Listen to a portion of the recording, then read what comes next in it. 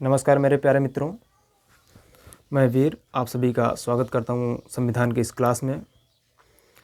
तो मेरे प्यारे मित्रों, इससे पहले हम लोगों ने संविधान के भाग को पढ़ लिया है, ठीक है। संविधान के भाग को पढ़ा हमने, उससे पहले पढ़ा हमने संविधान सभा को, संविधान सभा के निर्माण को देखा, उससे पहले लोकतंत्र को देखा, फिर संविधान का एक परिचय कराया था, ठीक है। हमने सभी टॉपिक को एक गहन एवं विस्तृत अध्ययन के रूप में पढ़ा है। उसी प्रकार से आज हम लोग प्रस्तावना को भी पढ़ेंगे। आज का टॉपिक होगा प्रस्तावना, ठीक है मेरे प्यारे मित्रों। आज का टॉपिक है प्रस्तावना। प्रस्तावना क्या होता है, प्रस्तावना को संविधान में शामिल क्यों किया जाता है, कैसे किया गया है, सभी चीज़ों पर डिस्कशन होगी आज और बहुत ही विस्तृत चर्चा होगी, ठीक है। तो थोड़ा सा अपने आप को कंसंट्रेट कीजिएगा और अपना आधा घंटा हमको निकाल के दीजिए और ध्यान से सुनिएगा।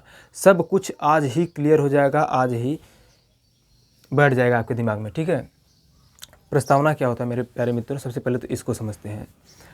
तो जो प्रस्तावना होता है मेरे दोस्तों, कि जो प्रस्तावना किसी देश का जो दस्तावेज होता है या फिर संविधान कह सकते हैं, ठीक है, किसी देश के संविधान की मुख्य बातें और उस संविधान के विशेष उद्देश्य शामिल होते हैं किसमें, प्रस्तावना में। या फिर अगर आप इसकी परिभाषा देना चाहें तो किसी भी दस्तावेज की मुख्य बातें और मुख्य उद्देश्यों का जो समाहित मुख्य उद्देश्यों का जो ग्रुप होता है, समूह होता है, उसे क्या कहते हैं, प्रस्तावना कहते हैं। या फिर लिखिएगा इस प्रकार से, किसी दस्तावेज की, ऐसे लिखिए, प्रस्तावना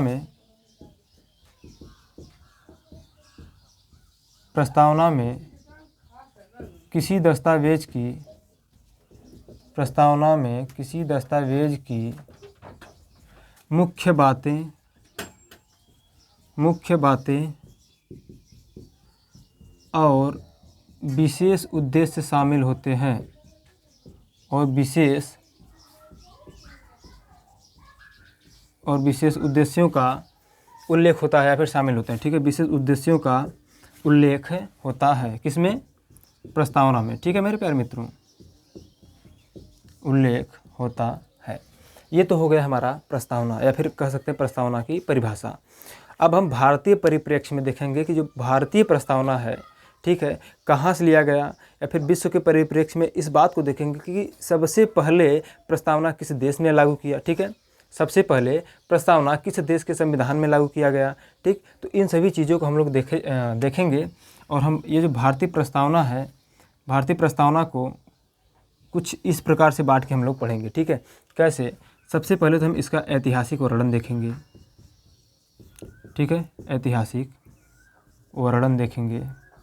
यहाँ पर ये सब जो मैंने लिखा है मेरे प्यारे मित्रों, ये भारतीय संविधान की प्रस्तावना है, ठीक है, हमारे संविधान की प्रस्तावना है। अभी हम इसी से आप लोगों को हर एक टॉपिक, हर एक वर्ड, हर एक शब्द का मतलब समझा देंगे, आसानी के साथ समझेंगे। देखिएगा, जो प्रस्तावना है, प्रस्तावना का सबसे पहले हम लोग देखेंगे ऐतिहासिक वर्णन। ऐतिहासिक वर्णन में यही देखेंगे कि सबसे पहले प्रस्तावना किस देश में लागू किया गया और भारत में कैसे लागू किया गया, भारत में किसने लाया, ठीक है, सब कुछ देखेंगे। इसके बाद देखेंगे प्रस्तावना की उपयोगिता को देखेंगे, ठीक है, प्रस्तावना की उपयोगिता को देखेंगे। अतः प्रस्तावना किसी भी देश के लिए किस प्रकार से उपयोगी होता है, या फिर हमारे देश के लिए किस प्रकार से उपयोगी है, हम प्रस्तावना की उपयोगिता को भी अभी देखेंगे, ठीक है। उसके बाद हम लोग देखेंगे कि क्या प्रस्तावना संविधान का अंग है, क्या प्रस्तावना संविधान का अंग है, क्या प्रस्तावना संविधान का अंग है। फिर उसके बाद देखेंगे कि क्या प्रस्तावना में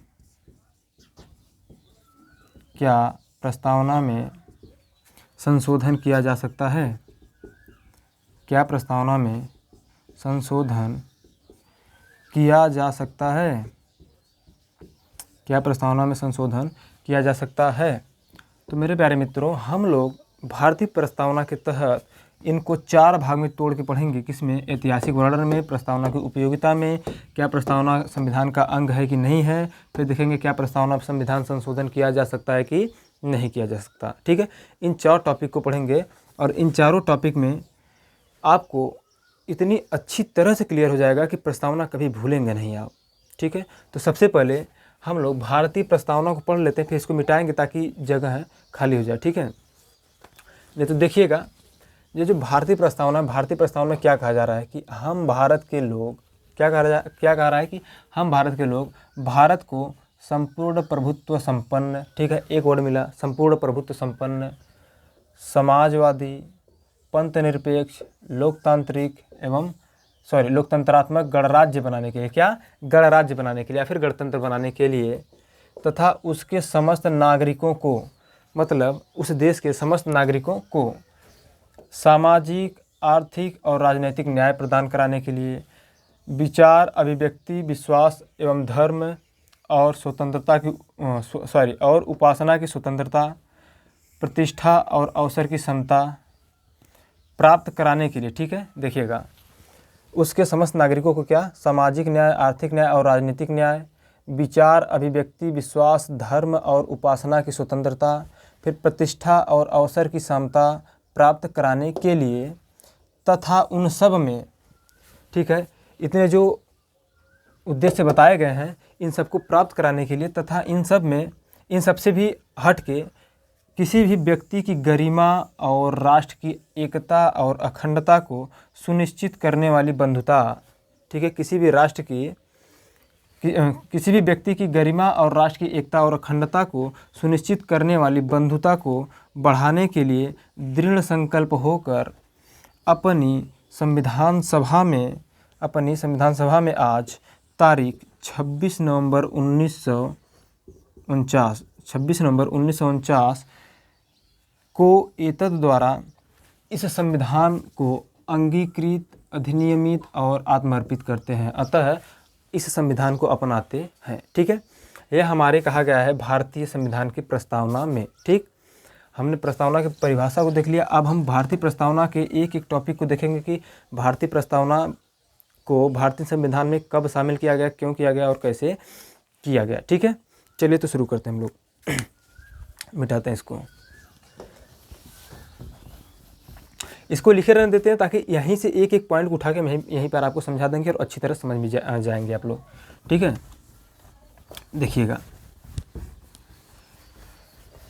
ऐतिहासिक वर्णन देखिएगा, हेडिंग डाल लीजिएगा, प्रस्तावना का ऐतिहासिक वर्णन।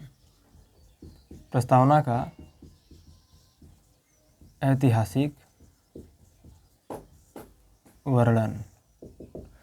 प्रस्तावना के ऐतिहासिक वर्णन कुछ इस प्रकार है मेरे प्यारे मित्रों कि जो अमेरिका देश है, ठीक है, तो विश्व का ऐसा प्रथम देश है अमेरिका जिसने अपने संविधान में प्रस्तावना को लागू किया। ठीक है, यहाँ से प्रश्न क्या बनता है कि विश्व का प्रथम देश कौन सा है जिसने अपने संविधान में प्रस्तावना को लागू किया, तो वह कौन सा देश है? अमेरिका। कौन सा देश है मेरे प्यारे मित्रों? अमेरिका। अतः अमेरिका जो है विश्व का ऐसा प्रथम देश है जिसने अपने संविधान में सर्वप्रथम प्रस्तावना को लागू किया। ठीक है, अब बात आती है भारत में कैसे लागू हुआ। तो मेरे प्यारे मित्रों, भारत जो है अमेरिका से प्रेरित होकर के, ठीक है, अमेरिका के संविधान से प्रेरित होकर के, प्रस्तावना से प्रेरित होकर के अपने संविधान में भी प्रस्तावना को जोड़ने का निर्णय लिया। ठीक है, अपने संविधान में भी प्रस्तावना को जोड़ने का निर्णय लिया। तो देखिएगा, तो भारत में प्रस्तावना कैसे आया? तो हमने जब संविधान सभा हम लोग पढ़ रहे थे तो उसमें हमने बताया था कि 13 दिसंबर 1946 को पंडित जवाहरलाल नेहरू ने संविधान सभा में एक उद्देश्य प्रस्ताव प्रस्तुत किया था। क्या? एक उद्देश्य प्रस्ताव। और इस उद्देश्य प्रस्ताव को संविधान सभा द्वारा कब स्वीकार किया गया था? 22 जून 1947 को। कब स्वीकार किया गया था? 22 जून 1947 को। और यह जो उद्देश्य प्रस्ताव था, यह जो नेहरू का उद्देश्य प्रस्ताव था, यह क्या था मेरे प्यारे मित्रों?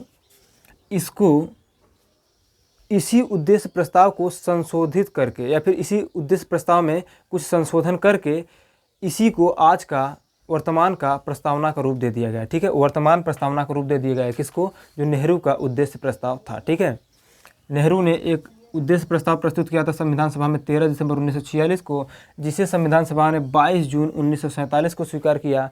और इसी उद्देश्य प्रस्ताव को इसी उद्देश्य प्रस्ताव को संशोधन करके या फिर इसी उद्देश्य प्रस्ताव में संशोधन करके अपना लिया गया किस रूप में? प्रस्तावना के रूप में। और यही आज हमारा क्या है? प्रस्तावना है। ठीक है, इतनी बातें समझ में आई।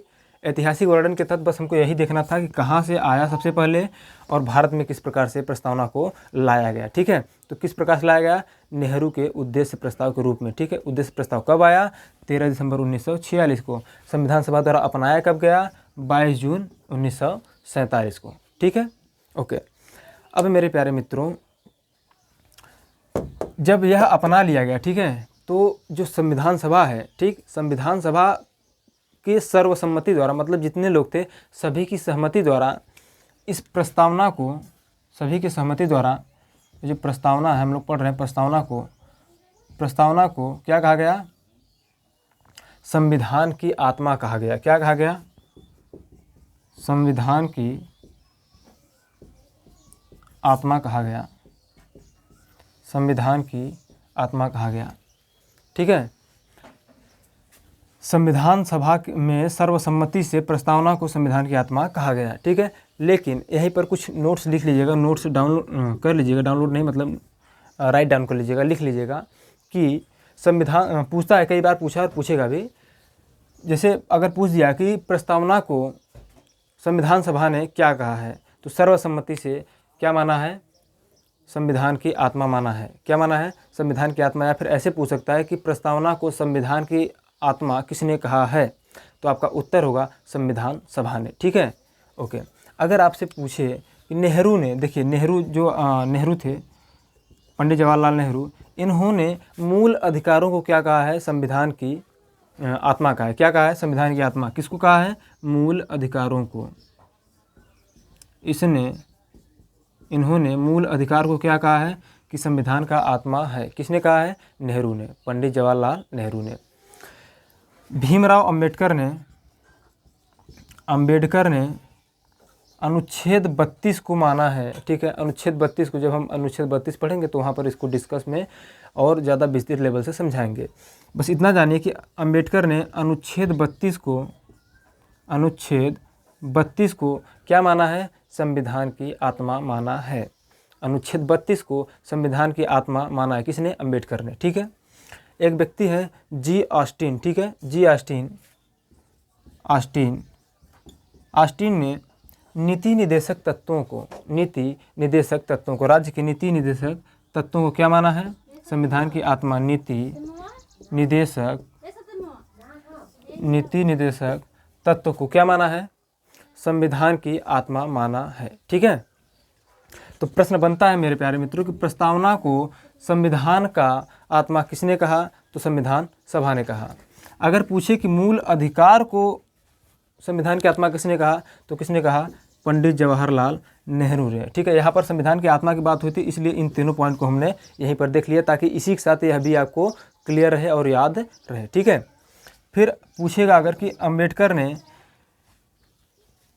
किसी संविधान की आत्मा कहा है, तो ध्यान रखिएगा अनुच्छेद 32 को। ठीक है, और जी ऑस्टिन ने किसे कहा है? नीति निदेशक तत्वों को क्या कहा है? संविधान की आत्मा कहा है। ठीक है, अगर इतनी बात समझ में आई हो तो हम अगले टॉपिक पर बढ़ें। चलिए,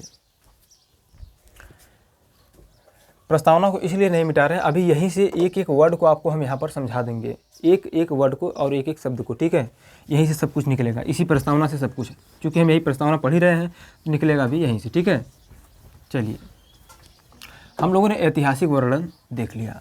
अब हम लोग देखेंगे इसकी उपयोगिता को। ठीक है, प्रस्तावना की उपयोगिता को।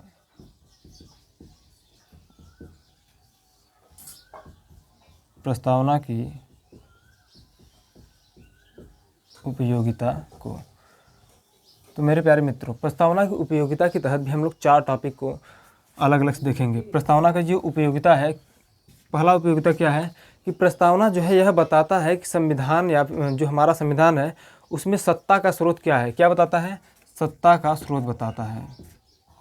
ठीक है, सत्ता का स्रोत बताता है। फिर यह बताता है कि भारतीय राज्य का स्वरूप कैसा होना चाहिए। क्या बताता है? भारतीय राज्य का स्वरूप बताता है। भारतीय राज्य का स्वरूप को बताता है। कौन? हमारा प्रस्तावना। प्रस्तावना की उपयोगिता के तहत हम लोग ये टॉपिक पढ़ेंगे, सत्ता का स्रोत, भारतीय राज्य का स्वरूप, और तीसरा पढ़ेंगे प्रस्तावना का उद्देश्य, प्रस्तावना का उद्देश्य, ठीक है, या फिर संविधान का उद्देश्य क्या है। किसका? संविधान का। प्रस्तावना की जगह संविधान लिख लीजिए, संविधान का उद्देश्य। क्योंकि हमने अभी आपको बताया कि जो प्रस्तावना की परिभाषा बता रहे थे, हमने बताया कि प्रस्तावना में किसी भी दस्तावेज या संविधान की मुख्य बातें और विशेष उद्देश्य शामिल होते हैं। तो संविधान का उद्देश्य हम लोग किसके तहत देखेंगे? अभी को प्रस्तावना की उपयोगिता के तहत देख लेंगे, ठीक है। उसके बाद हम लोग देखेंगे अंगीकरण की तिथि, अंगीकरण की तिथि को देखिएगा। ये जो प्रस्तावना, यहीं से सब कुछ निकलेगा। अंगीकरण की तिथि देखिए, संविधान का उद्देश्य, यहीं से चारों निकाल लेंगे। अभी 4 उद्देश्य होते हैं। सत्ता का स्रोत, अब सबसे पहले सत्ता का स्रोत आप लोग समझिएगा, ठीक है। सत्ता का स्रोत क्या होता है? देखिए, भारतीय संविधान में जो प्रस्तावना है, प्रस्तावना का पहला वर्ड क्या लिखा गया है? प्रस्तावना का पहला शब्द क्या लिखा गया है? पहली लाइन में लिखा गया है हम भारत के लोग, या फिर ऐसे कह सकते हैं प्रस्तावना कैसे शुरू होता है? प्रस्तावना हम भारत के लोग से शुरू होता है। किससे? इसको इतना मिटाते हैं, ठीक है। अभी एक एक टॉपिक को हम लोग पढ़ेंगे। प्रस्तावना शुरू होता है हम भारत के लोग, हम भारत के लोग। प्रस्तावना हम भारत के लोग से शुरू होता है। देखिए यहाँ पर लिखा गया है, सबसे पहले क्या है? हम भारत के लोग, भारत को संपूर्ण प्रभुत्व संपन्न, ठीक है। तो सबसे पहले क्या आ रहा है? हम भारत के लोग। अतः जो संविधान होगा, ठीक है, सत्ता का स्रोत क्या होगा? वहाँ की जनता होगी। सत्ता का स्रोत क्या होगी? वहाँ की जनता होगी। जिस देश में, मतलब हमारे देश में क्या है? हमारे देश में समझिएगा कि जो प्रस्तावना है, सबसे पहले कह रहा है कि हम भारत के लोग। अतः हमारे देश में जो सत्ता का स्रोत है या फिर जो सरकार है, सरकार का निर्माण कौन करता है? जनता के प्रतिनिधि करते हैं, या फिर जनता के द्वारा किया जाता है, ठीक है। प्रत्यक्ष या अप्रत्यक्ष रूप से किसके द्वारा किया जाता है? जनता के द्वारा किया जाता है। या फिर हम ऐसे लिख सकते हैं कि जो संविधान है या फिर संविधान का जो स्रोत है, अंतिम स्रोत कौन है? अंतिम स्रोत जनता ही है। अंतिम स्रोत जनता ही है। भारत के लोग से मतलब क्या हो गया? भारत की जनता। भारत के लोग से मतलब यह है कि भारत की जनता। अंतिम स्रोत क्या हो जाएगा? जनता। जनता कैसे होगा समझिएगा। अब हम लोग तो जा नहीं सकते संसद में, ठीक है। तो हम लोग अपना एक प्रतिनिधि चुनते हैं सांसद और विधायक के रूप में, ठीक है। तो ये जो हमारे प्रतिनिधि होते हैं, ये जाते हैं संसद में और वहाँ से चुनाव करते हैं सरकार का या फिर कार्यपालिका का, ठीक है। तो हमारे जो प्रतिनिधि होते हैं, हम उनको चुनते हैं, ना कि डायरेक्ट सरकार को, ठीक है। तो चुनते कौन है? प्रतिनिधि को हम चुनते हैं, यानी कि अगर हम प्रतिनिधि को हम चुन रहे हैं तो उसकी जिम्मेदार भी हम ही होंगे कि जो प्रतिनिधि जाएगा, जिसको चुनेगा, इसका मतलब कि उसको किसने चुना है? हम ही लोगों ने चुना है, ठीक है। तो यही कह रहा है कि प्रस्तावना का पहला जो लाइन है शुरू होता है हम भारत के लोग से। अतः संविधान का या फिर भारत देश का जो सत्ता का स्रोत है, किस में है? अंतिम रूप से भारत की जनता में निहित है। किस में निहित है? भारत की जनता में निहित है, ठीक है। भारत की राजनीतिक सत्ता का स्रोत भारत की जनता में निहित है। ओके, ये हो गया सत्ता का स्रोत। सत्ता के स्रोत का जानकारी कहाँ से मिला हमको? प्रस्तावना से ही मिल रहा है, ठीक है। देखिएगा, प्रस्तावना में सब कुछ है। अभी यहीं से सब कुछ निकल जाएगा। अभी तो सिर्फ एक लाइन निकला है हम भारत के लोग, अभी यहीं से सब कुछ निकलेगा, ठीक है। अब हम लोग पढ़ने जा रहे हैं, सत्ता का स्रोत हो गया। अब देखेंगे कि भारतीय राज्य का स्वरूप क्या है, ठीक है। एक एक टॉपिक को हम लोग क्लियर करते चले जा रहे हैं। नोट्स आपको मिल जाएगा या फिर नोट्स आप लोग बनाते जाइएगा, ठीक है। नोट्स आप लोग क्रिएट करते जाइएगा, बनाते जाइएगा। बाकी जो अगर आपको नोट्स चाहिए तो आप टेलीग्राम पर मैसेज कर सकते हैं, धर्मवीर यादव कोष्टक में मुलायम, ठीक है। तो अगर आप यहाँ पर टेलीग्राम पर हमें मैसेज करते हैं, टेलीग्राम पे भी आपको दे दिया जाएगा। या फिर अगर व्हाट्सएप पे मैसेज करना चाहते हैं तो व्हाट्सएप पर भी कर सकते हैं, ठीक है। 7897725926, ठीक है। चाहे इन दोनों में से चाहे जो ऑप्शन आपको अच्छा लगे, चाहे जहाँ पर भी करेंगे आपको नोट्स भेज दिया जाएगा, ओके। चलिए, तो हम लोग पढ़ने जा रहे हैं अब क्या? भारतीय राज्य का स्वरूप।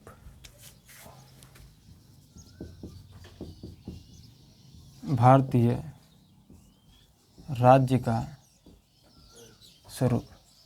तो आइए प्रस्तावना से ही देखते हैं कि भारतीय राज्य का स्वरूप क्या है। कह रहा है कि हम भारत को संपूर्ण प्रभुत्व संपन्न बनाएंगे। लिखते जाइएगा, एक एक टॉपिक लिखते जाइएगा। संपूर्ण प्रभुत्व संपन्न, अभी एक एक शब्द को समझाएंगे, ठीक है। फिर कह रहा है समाजवादी पंथ निरपेक्ष, समाजवादी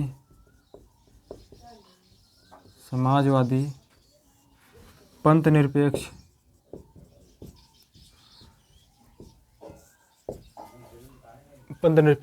लोकतंत्र या फिर गणतंत्र, ठीक है। लिखिएगा लोकतंत्रात्मक है, यानी कि लोकतंत्र बनाने की मांग कर रहा है, ठीक है। लोकतंत्रात्मक क्या, गणराज्य। गणराज्य का मतलब क्या हो जाएगा, गणतंत्र, ठीक है। दिख रहा है ना। हाँ, चलिए। बनाने के लिए तथा उसके समस्त नागरिकों को। तो हमारे भारतीय राज्य का स्वरूप क्या होगा, यही 5 होगा। क्या होगा, संपूर्ण प्रभुत्व संपन्न होगा, दूसरा समाजवादी होगा, तीसरा होगा पंथ निरपेक्ष, चौथा होगा लोकतंत्र और चौथा होगा पांचवा होगा गणतंत्र, ठीक है। तो सबसे पहले हम लोग समझेंगे संपूर्ण प्रभुत्व संपन्न का मतलब क्या होता है। यही हमारे भारतीय राज्य का स्वरूप है, ठीक है। 1 2 3 4 और 5, ठीक। ये पांचों हमारे क्या है, भारतीय राज्य के स्वरूप या फिर हमारे देश के स्वरूप निर्धारित करते हैं। कैसे निर्धारित करते हैं, संपूर्ण प्रभुत्व संपन्न का मतलब क्या होता है मेरे प्यारे मित्रों, समझिएगा। संपूर्ण प्रभुत्व संपन्न का मतलब बस इतना समझ लीजिए कि पूरी तरह से स्वतंत्रता, पूरी तरह से स्वतंत्रता को समझिएगा, ठीक है। देखिए जैसे क्या होता है, इसका अर्थ यही होता है कि कोई भी देश, जैसे हमारा भारत देश है, अपना निर्णय स्वयं लेगा, ठीक है। क्या होगा, अपना निर्णय स्वयं लेगा। लिखिएगा संपूर्ण प्रभुत्व संपन्न में 2 टॉपिक लिख लीजिएगा। इसका अर्थ है कि कोई भी देश या फिर भारत देश अपना निर्णय स्वयं लेगा, अपना निर्णय स्वयं लेगा, अपना निर्णय स्वयं लेगा। तथा दूसरा टॉपिक लिखिएगा कि अपना निर्णय बिना किसी बाह्य दबाव के लेगा, अपना निर्णय बिना किसी बाह्य व आंतरिक दबाव के लेगा, बाह्य व आंतरिक दबाव के लेगा, ठीक है। मतलब कि जो हमारा भारत देश है वह जो अपना निर्णय लेगा, ठीक है, अपने देश के हित में जो भी निर्णय लेगा वह उसका स्वयं का निर्णय होगा, न कि किसी देश के दबाव में, ठीक है। अभी हम लोग आज़ाद हो चुके हैं, स्वतंत्र है, पूर्णतः स्वतंत्र है, इसलिए हम अपना निर्णय ले सकते हैं, ठीक है। हमारे संविधान में भी क्या कह रहा है कि हमारा जो राज्य होगा कैसा होगा, संपूर्ण प्रभुत्व संपन्न होगा। मतलब कि वह अपना निर्णय स्वयं कर सकता है, फिर स्वयं ले सकता है, ठीक है। देखिए हम और आप सभी लोग, जितने भी लोग हैं, सभी लोग अपने आप में संप्रभु हैं। संप्रभु का मतलब होता है कि आप अपना निर्णय स्वयं से ले सकते हैं, ठीक है, बिना किसी के दबाव के। ओके, क्या इतनी बातें आप लोग को समझ में आई? ओके, चलिए अब हम लोग बढ़ते हैं समाजवादी पर, ठीक है, कि समाजवाद का जो विचारधारा है क्या कहता है। तो एक नोट इसमें और लिख लीजिएगा, नोट करके लिखिएगा कि 26 जनवरी 1950 को, 26 जनवरी 1950 को हमारा राष्ट्र या फिर हमारा देश क्या बन गया था, एक संप्रभु राष्ट्र बन गया था। क्या बन गया था, एक संप्रभु राष्ट्र। संप्रभु राष्ट्र मतलब संपूर्ण प्रभुत्व संपन्न राष्ट्र बन गया था 26 जनवरी 1950 को। क्यों? क्योंकि उस दिन संविधान पूर्ण रूप से लागू हो चुका था, ठीक है।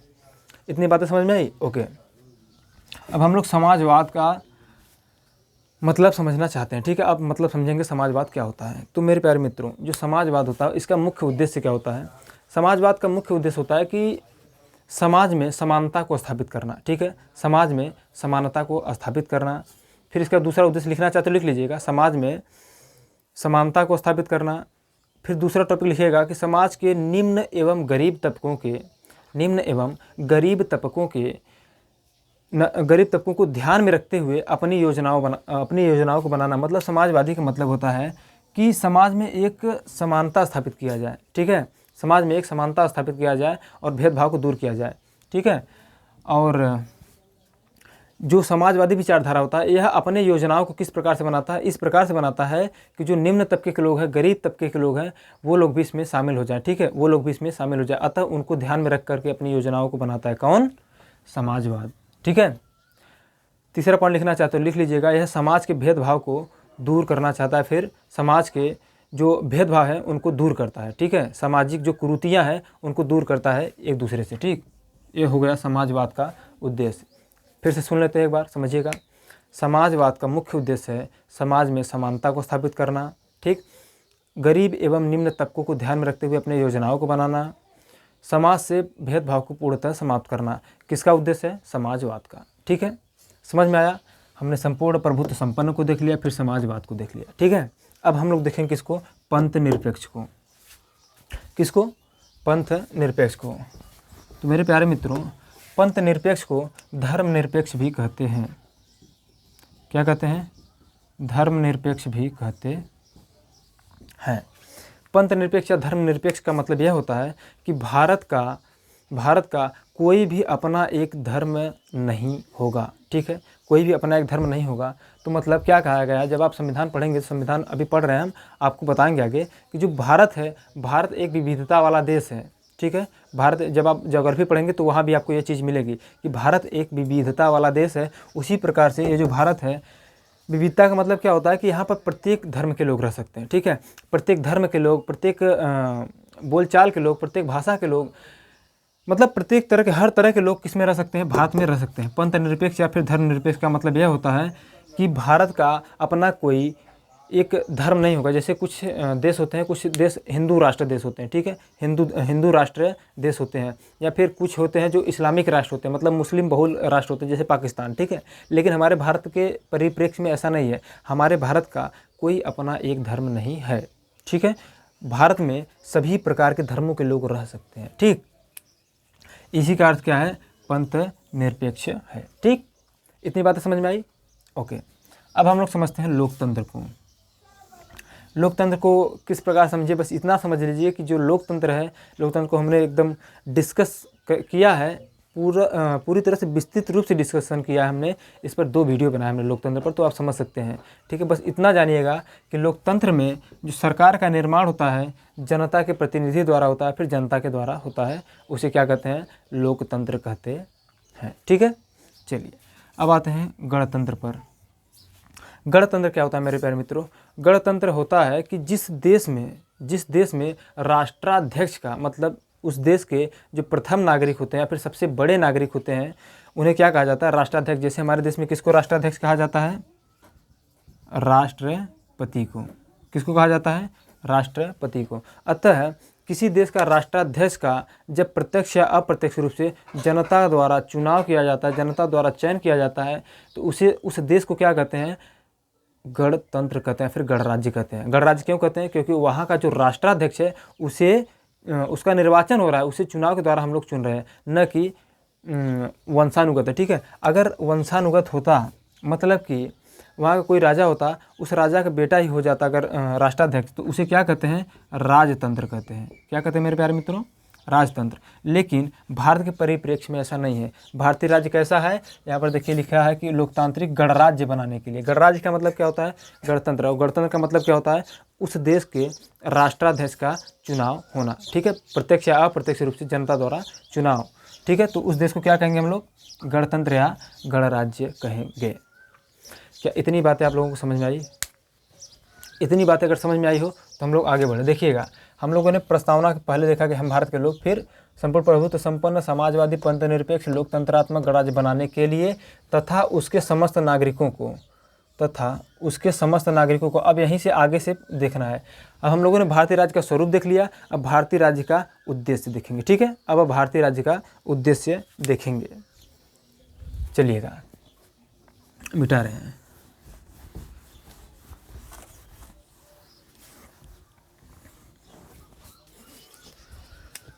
भारतीय राज्य का उद्देश्य। राज्य मतलब देश से संबंधित है, ठीक है, राष्ट्र से। भारतीय राज्य का उद्देश्य। भारतीय राज्य का उद्देश्य। भारतीय राज्य के कुल 4 उद्देश्य बताए गए हैं। कितने? 4 उद्देश्य बताए गए हैं। पहला उद्देश्य क्या होगा? देखिएगा, पहला उद्देश्य क्या होगा? सामाजिक। देखिएगा, किसी भी देश के समस्त नागरिकों को, उद्देश्य क्या है? देखिए, यही उद्देश्य है, समस्त नागरिकों को सामाजिक, आर्थिक और राजनीतिक न्याय प्रदान कराना, ठीक है। लिखिएगा, पहला उद्देश्य क्या है? सामाजिक, आर्थिक एवं राजनीतिक न्याय प्रदान कराना, एवं राजनीतिक न्याय प्रदान करना। ठीक है, ये हो गया हमारा पहला उद्देश्य। दूसरा उद्देश्य क्या है कि विचार, अभिव्यक्ति, विश्वास, धर्म एवं उपासना की स्वतंत्रता। लिखिएगा, दूसरा उद्देश्य क्या है? विचार, अभिव्यक्ति, विश्वास, धर्म एवं उपासना की स्वतंत्रता, एवं उपासना की स्वतंत्रता। ठीक है, यह क्या हुआ? दूसरा उद्देश्य हुआ। तीसरा उद्देश्य क्या है? प्रतिष्ठा और अवसर की समता। ठीक है, क्या है? प्रतिष्ठा और अवसर की समता।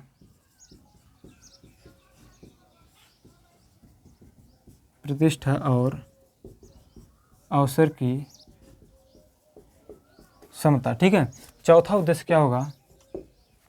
चौथा उद्देश्य होगा कि व्यक्ति की गरिमा और राष्ट्र की एकता और अखंडता को बनाए रखना। ठीक है, ऐसे लिख सकते हैं, गरिमा, व्यक्ति की अखंडता, सॉरी ऐसे लिखिए, व्यक्ति की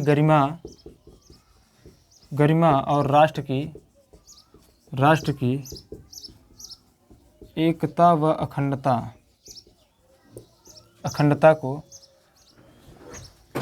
सुनिश्चित करता है। ठीक है, अखंडता को सुनिश्चित करने वाली बंधुता को बढ़ाना है। ठीक है, तो ये है चार उद्देश्य इसके, किसके? प्रस्तावना के या फिर भारतीय संविधान के। ठीक है, क्या है? पहला समझिएगा, पहला उद्देश्य क्या है भारतीय राज्य का? जो उद्देश्य पहला कह रहा है कि सामाजिक सभी नागरिकों को, मतलब भारत में रहने वाले सभी नागरिकों को क्या प्रदान किया जाएगा? सामाजिक, आर्थिक एवं राजनीतिक न्याय प्रदान किया जाएगा।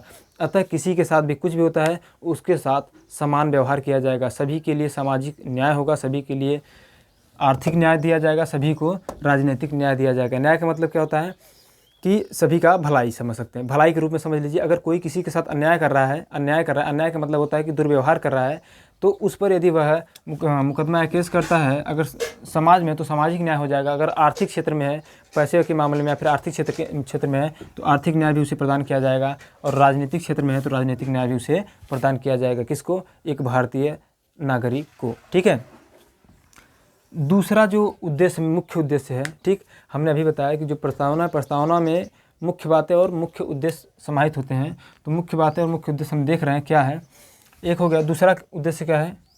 विचार, अभिव्यक्ति, विश्वास, धर्म एवं उपासना की स्वतंत्रता। स्वतंत्रता का मतलब हम पूरी तरह से स्वतंत्र हैं। किसके लिए? अपने विचार को व्यक्त करने के लिए, अभिव्यक्ति करने के लिए, किसी से बातचीत करने के लिए, किसी भी धर्म या किसी भी चीज़ में विश्वास करने के लिए हम किसी भी धर्म को फॉलो कर सकते हैं। ठीक है, उपासना मतलब हम किसी भी भगवान की किसी भी चीज़ की पूजा कर सकते हैं। ठीक है, इन सब के लिए हम क्या हैं? स्वतंत्र हैं। यही तो भारतीय राज्य का सबसे बड़ा उद्देश्य है। ठीक है, कि जितने भी नागरिक हैं, सबसे महत्वपूर्ण यही चार चीज़ है भारतीय राज्य का उद्देश्य। ठीक है, कि हम उनको सामाजिक, आर्थिक और राजनीतिक न्याय भी दे रहे हैं, विचार, अभिव्यक्ति, विश्वास, धर्म एवं उपासना की स्वतंत्रता भी मिल रहा है, उसके बाद प्रतिष्ठा और अवसर की समता भी प्रदान किया जा रहा है। मतलब कि जैसे कोई भी वैकेंसी, इस प्रकार समझिएगा, हमारी और आपकी भाषा में समझिएगा, जैसे कोई भी वैकेंसी निकलती है तो उसमें देखेंगे आप उच्च वर्ग से लेकर के निम्न वर्ग तक के सभी लोगों को शामिल किया गया होता है। ठीक है, कोई भी वैकेंसी निकलती है तो उसमें उच्च वर्ग से लेकर निम्न वर्ग के लोगों को शामिल किया गया होता है। अतः कोई भी भेदभाव नहीं होता, सभी के लिए उस परीक्षा में बैठने के लिए सभी के लिए क्या होते हैं? अवसर जो होते हैं सभी को समान रूप से प्राप्त होते हैं। सभी लोग जाकर के एग्जाम या फिर परीक्षा को दे सकते हैं। ठीक है, तो वही कह रहा है कि प्रतिष्ठा और अवसर की समानता प्रदान कराना। ठीक है, किसका उद्देश्य है? संविधान का मुख्य उद्देश्य है। कह रहा है किसी भी व्यक्ति की गरिमा और राष्ट्र की एकता और अखंडता को बढ़ाने वाली बंधुता को सुनिश्चित करना। ठीक है, ऐसी कोई भी व्यक्ति हो, उसकी गरिमा को बढ़ाने के लिए बंधुता मतलब भाईचारा होता है। ठीक है, भाईचारा को बनाए रखने के लिए, देखिए, एकता और अखंडता, किसी भी देश की एकता और अखंडता को बनाए रखने के लिए ज़रूरी है कि उस देश में बंधुता को बनाए रखना। ठीक है, बंधुता मतलब भाईचारे को बनाए रखना। जैसे देखिए, जब भाईचारा नहीं बना था तभी तो भारत और पाकिस्तान अलग हो गया था 15 अगस्त 1947 को। ठीक है, तो जब भाईचारा रहेगा, ठीक है, बंधुता अगर बनी रहेगी तो कभी भी देश विखंडित नहीं होगा, ठीक है। एक अखंड देश रहेगा, अखंड भारत का निर्माण करना ही भारत का उद्देश्य है, ठीक है। चलिए, भारतीय राज्य का उद्देश्य हो गया। अब हम लोग देखेंगे कि भारतीय राज्य का उद्देश्य के बाद अब हम लोग यह देखने जा रहे हैं कि भारत का जो अंगीकरण की तिथि है कब किया गया था, ठीक है, उसको देख लेते हैं। इतना हम लोग देख लिए। हमने क्या क्या देखा, भारतीय राज्य का जो सत्ता का स्रोत है उसको देखा हमने, फिर हमने देखा भारतीय राज्य की उपयोगिता को, फिर हमने भारतीय संविधान का या फिर भारतीय राज्य का उद्देश्य देख लिया। अब हम लोग देखेंगे अंगीकरण की तिथि, संविधान की अंगीकरण की तिथि। संविधान की अंगीकरण की तिथि कब है, बढ़ाने के लिए दृढ़ संकल्प हो करके कब है, तारीख 26 नवंबर 1949 को। कब किया गया था, 26 नवंबर 1949 को। इसको मिटाते जरा सा।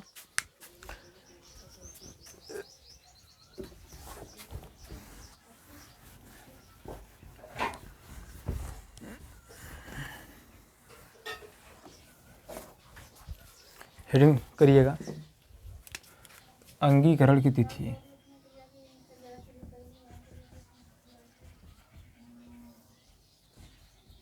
अंगीकरण की तिथि से मतलब है कि जिस दिन हमने संविधान को अपनाया था, तो क्या है 26 नवंबर 1949। क्या है, 26 नवंबर 1949 को हमने संविधान को अंगीकृत किया था। क्या किया था, यहाँ देखिएगा, यहाँ लिखा गया है, संविधान को अंगीकृत, अधिनियमित और आत्मार्पित किया था। बस इतना समझ लीजिए यहाँ पर कि इसका मतलब है कि हमने संविधान को अपनाया था। कब, 26 नवंबर 1949 को। और जब इसको अपनाया था तो इसमें किसका प्रयोग किया गया था, देखिएगा, मिति मार्गशीर्ष शुक्ल सप्तमी। किसका, ऐसे लिखिएगा, मार्गशीर्ष शुक्ल सप्तमी विक्रमी, संवत 2006 विक्रमी, ठीक है, सप्तमी संवत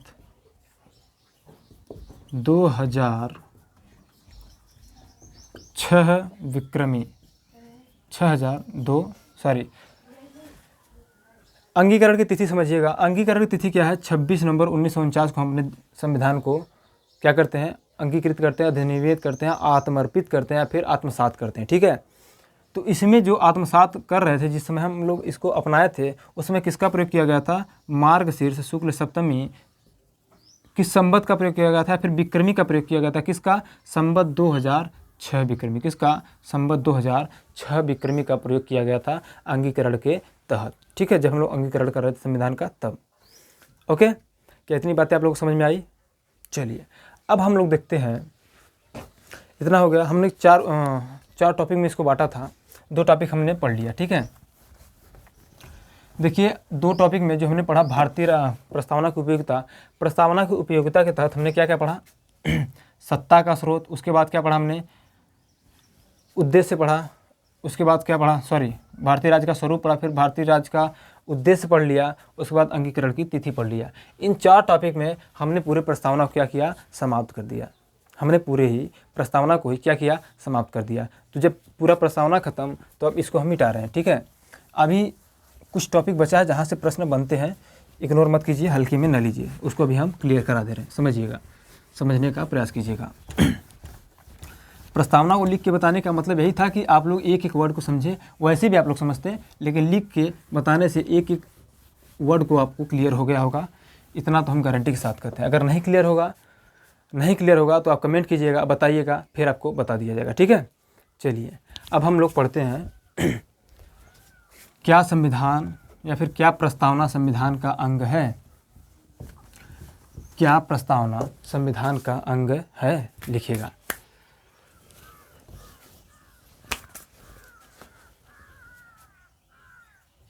क्या प्रस्तावना संविधान का अंग है।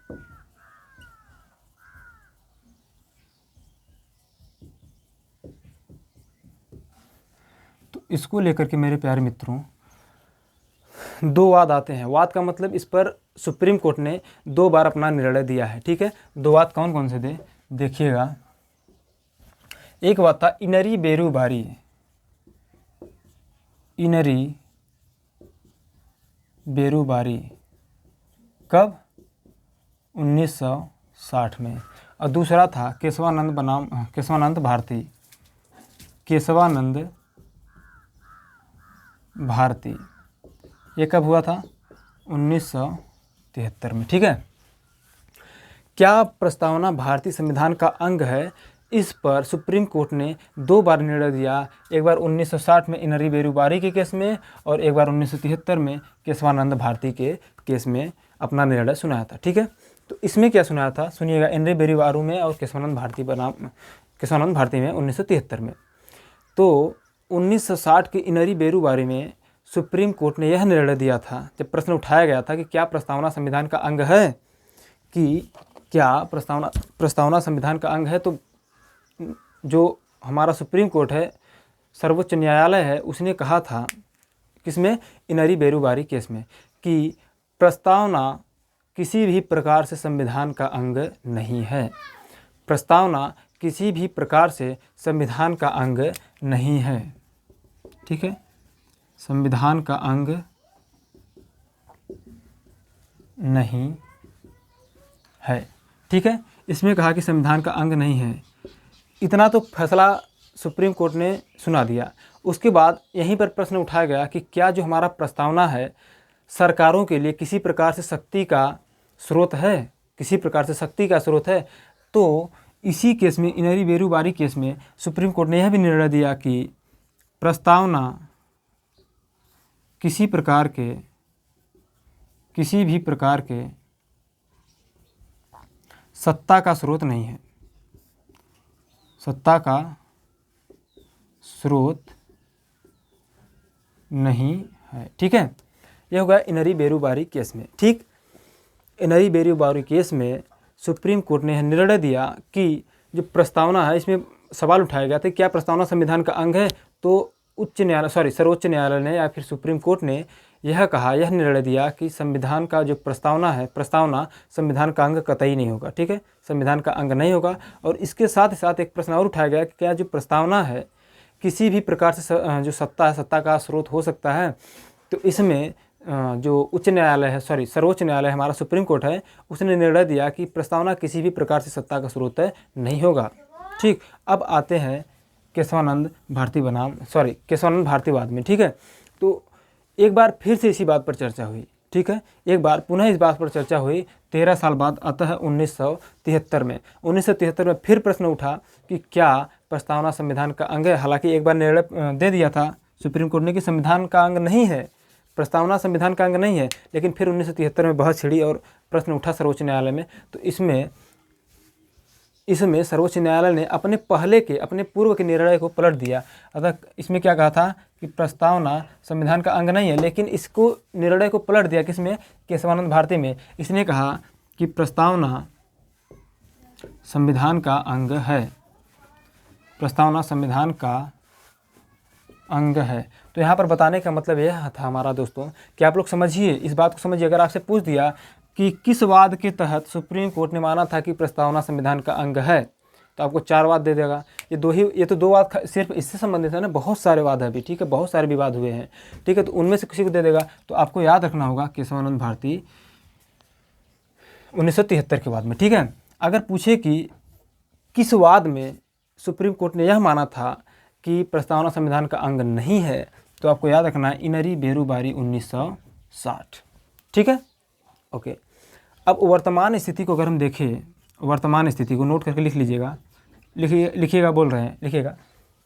वर्तमान स्थिति को लिखिएगा कि प्रस्तावना संविधान का अंग हम लिख दे रहे हैं, बेटा यहीं पे लिख रहे हैं। चलिए नोट करके लिखिएगा। वर्तमान स्थिति यह है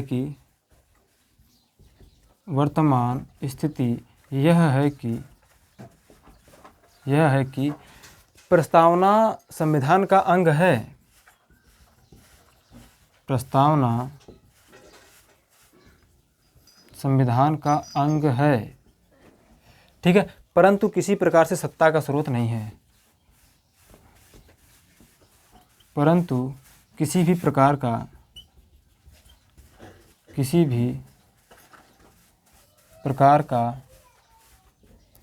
सत्ता का स्रोत नहीं है। ठीक है, ये हमारी है वर्तमान स्थिति किसकी? प्रस्तावना की, ठीक है। इसको नोट करके लिख लीजिएगा।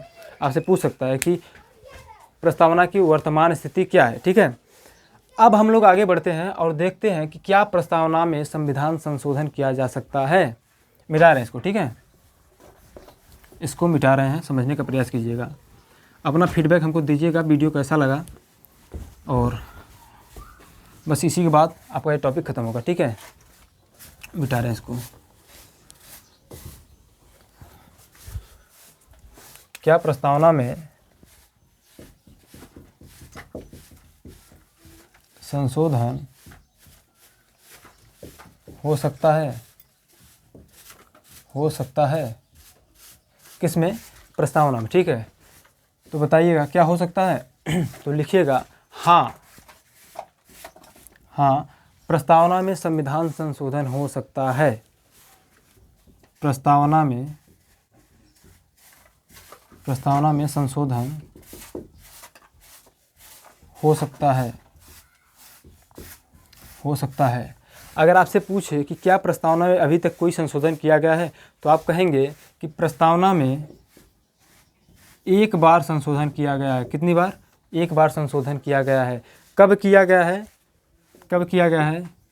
42वें संविधान संशोधन, 42वें संविधान संशोधन 1976, ठीक है।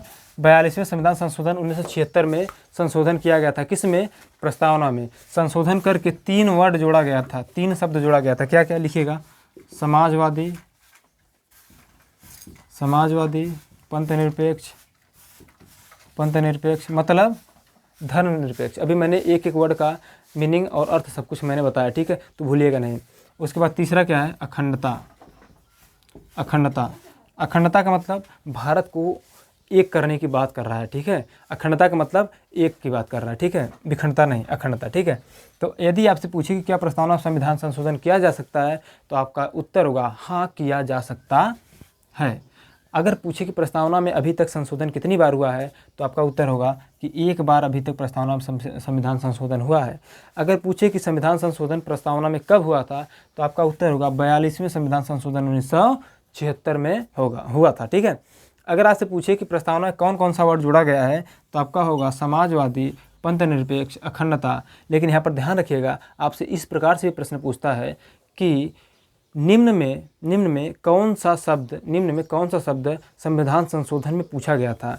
एक समाजवादी कर सकता है, या फिर पंथनिरपेक्ष कर देगा, या फिर अखंडता कर देगा। 3 डिफरेंट होगा। तो इन तीनों को याद रखिएगा, जो रहेगा आपका प्रश्न के विकल्प में उसको आप चुन लेंगे, ठीक है। तो आज के लिए बस इतना ही। आज खत्म हुआ प्रस्तावना हमारा। वीडियो कैसा लगा वीडियो को बताइएगा आप लोग, और अपना फीडबैक दीजिएगा। वीडियोस को अपने मित्रों में भी शेयर कीजिएगा, और वीडियो से आप एक अपना सुव्यवस्थित नोट्स बनाते रहिए। और अगर आपको नोट चाहिए इसका, ठीक है, देखिए जो लोग अभी पहली बार जुड़ रहे हैं चैनल से, अगर उनको नोट चाहिए पहली बार, तो आप लोग चैनल को सब्सक्राइब कर लीजिएगा, ठीक है, सब्सक्राइब कीजिएगा। उसके बाद जो नोट्स आपको चाहिएगा, यहाँ पर क्या बोलते हैं इसको, घंटी घंटी को भी दबा लीजिएगा, ठीक है, ताकि आपको नोटिफिकेशन मिले। और यदि आपको ये चाहिए, इसका नोट चाहिए, तो आप सर्च कर सकते हैं। अभी हम टेलीग्राम को जो नाम है चेंज करने वाले, ठीक है। तो अभी फ़िलहाल के लिए अभी तो इतना है कि धर्मवीर यादव कोष्टक में मुलायम, ठीक है, कोष्टक में मुलायम। अगर आप व्हाट्सएप के जरिए लेना चाहते हैं तो व्हाट्सएप कर सकते हैं 7897725926। इस पर यदि आप व्हाट्सएप करते हैं तो आपको नोट्स भेज दिया जाएगा, ठीक है। हम जितना पढ़ाते हैं, हमारे जो छात्र हैं, ऑफलाइन के छात्र हैं, उन्हें दिया जाता है। यदि आप लोग पहली बार आ रहे हैं तो चाहे टेलीग्राम पे चाहे व्हाट्सएप पे मैसेज करके लिख दीजिएगा जिसका PDF चाहिए। अगर प्रस्तावना का PDF चाहिए तो लिखिएगा प्रस्तावना PDF, ठीक है। जिस चैप्टर का PDF चाहिए, जो हमने अभी तक पढ़ा दिया है, ठीक है, ध्यान रहे PDF वही दिया जाएगा जो हमने यहाँ पर पढ़ा दिया है, ठीक है, अतिरिक्त PDF नहीं दिया जाएगा। ओके, तब तक के लिए दीजिए इजाज़त हमें, और बताइएगा वीडियो कैसा लगा। और वीडियो देखने के लिए आप सभी का बहुत बहुत धन्यवाद।